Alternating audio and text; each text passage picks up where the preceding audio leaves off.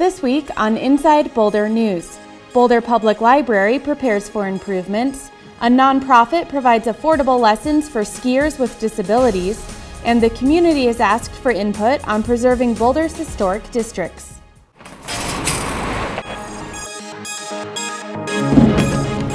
Welcome to Inside Boulder, featuring topics and stories that impact the community of Boulder, with Patrick Von Kaiserling and Jennifer Bray. And on the news set, Natalie Wood brings you the stories making headlines this week. Inside Boulder News starts now. Welcome to Inside Boulder News. I'm Natalie Wood. Boulder's main library will be getting some renovations thanks to funding from the Capital Improvement Bond.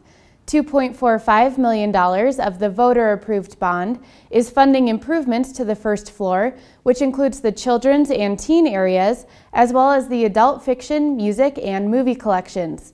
Studio Trope Design Collective has been chosen as the project architect, and they are leading community meetings this month to seek your input. What our public can expect is to have a chance to dream big, to come forward with ideas and suggestions for this remodel project. We are looking for input from patrons of all ages. The funding amount is $2.45 million, and it specifically targets the remodel and renovation of the main library's main floor children and teen space. Along with that, we know that the public is very interested in bringing back a cafe to main library, so that will be incorporated into the redesign. We're also going to be bringing forward public art, and we'll also have an opportunity to sort of re-engineer the popular materials collection. You can keep up with the renovation progress at boulderlibrary.org. There may be a shortage of snow this year, but that's not stopping winter athletes of all abilities from hitting the slopes at Eldora, Boulder's closest ski resort. Inside Boulder News reporter Lauren Peterson has more on the Ignite Adaptive Sport program. It's the most excitement that I have all year long, and then I'm sad when it wraps up. If you've noticed some bright neon yellow jackets lighting up Eldora slopes this year, that's just Ignite's new threads. Ignite Adaptive Sports has been working with students with physical and cognitive disabilities for the past 35 years. We cater to people with disabilities because we want them to have the same experience as able-bodied people. We'd like them to come out here and enjoy the snow, enjoy the comfort of the outdoors, get some fresh air, do things they wouldn't normally do in their everyday life. It means the world to them. And then you see all kinds of people walking in here, wheeling in with disabilities like CP, various disabled people, amputations, paralysis, traumatic brain. And they come here and we teach them how to ski and how to be independent.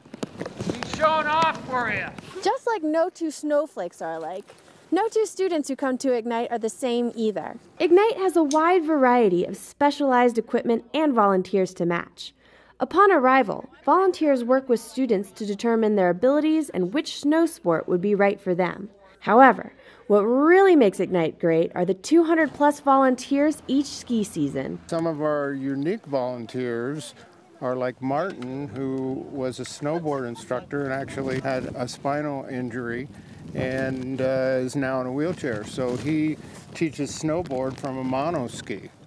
All of our instructors are volunteers. They do this out of the goodness of their heart. You have people come through 3 times a week, so it's a big commitment. But they seem to get a lot out of it with the camaraderie and the help they do, and I guess just feeling that you've done a good job. It takes more than just the help from volunteers to keep Ignite running. Each year, Eldora donates $140,000 worth of lift tickets towards the cause. We are able to provide a very affordable experience for people who generally don't have a lot of disposable income.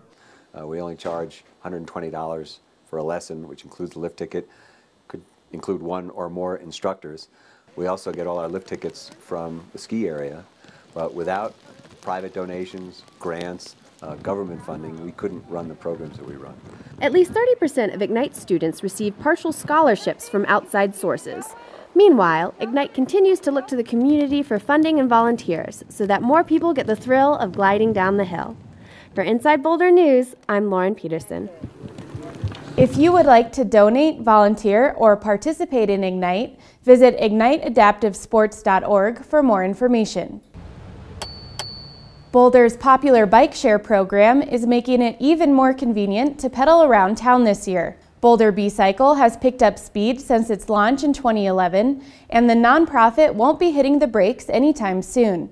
BCycle plans to add 10 new stations in 2013, and the community has been invited to provide feedback on the new locations. Visit inspireboulder.com to check out 20 proposed station locations and help narrow it down to the 10 you want to see installed this year.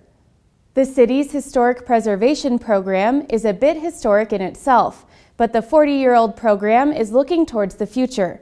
The City of Boulder is asking for the community's help in creating a visionary historic preservation plan to guide the conservation of Boulder's historic assets. The idea is to sort of figure out what's important to protect in Boulder, and really to find out too what the population, property owners think is important to protect and preserve over the course of the future. So a big part of it is going to be looking at what we have and other things that we might want to protect, and maybe protect in different ways than we're doing now.